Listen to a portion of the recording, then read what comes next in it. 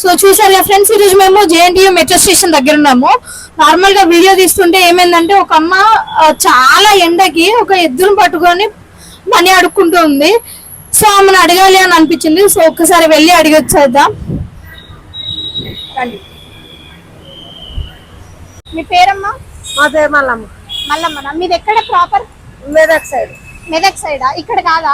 ఇక్కడ అంటే ఇటు ఉంటుంటాం, అడుగుతుంటే గంగెత్తులలో. గంగిరెద్దులో? అవును. మరి మీకు పిల్లలు ఎంతమంది? 5 పిల్లలు. మరి 5 పిల్లలు ఉండగా కూడా మెదక్ నుంచి ఇక్కడికి వచ్చి మరి ఇంత కష్టపడుతున్నారు కదా.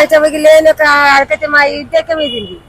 అవును, ఇంత దూరం వచ్చి అడుక్కుంటున్నారు. ఇటే ఉంటాం, ఇక ఇటే ఒక సంవత్సరం లాగా ఇటే ఉన్నాము. అంతేనా? మరి మీ పిల్లలు మంచిగా చూసుకుంటారు? పిల్లలు చదువుకుంటున్నాం, ఇంకా చదువుకుంటూనే ఉంటారు. ఇద్దరు పెళ్లిళ్ళు చేసినాము, చదువుకుంటున్నాం, ఇంకా చిన్నగా ఉన్న వాళ్ళు చదువుకుంటున్నాం. అవునా?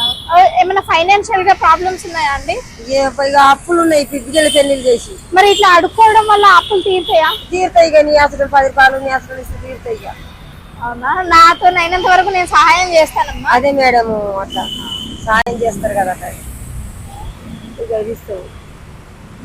సో ఇప్పుడు మీ పిల్లలు ఇంకా చదువుకుంటున్నారు? చదువుకుంటున్నారు. మరి వాళ్ళ చదువుకి మీ అప్పులకి అన్నిటికీ మీరు ఎట్లా అంటే అడుకున్నంత మాత్రం అవన్నీ దొరకవు కదా, మళ్ళీ తినడానికే సరిపోతాయి. సరిపోతాయి, అప్పులనే ఇక బాధపడుతున్నాము. పిల్లలను చదివించుకుంటా ఇట్లా కొన్ని మిగిలించుకున్నాం, కొన్ని ఆవులకు గడ్డికి కూరగాయలు పండ్లు కొనిపెట్టుడు ఇట్లా కొనిపెట్టుకుంటా.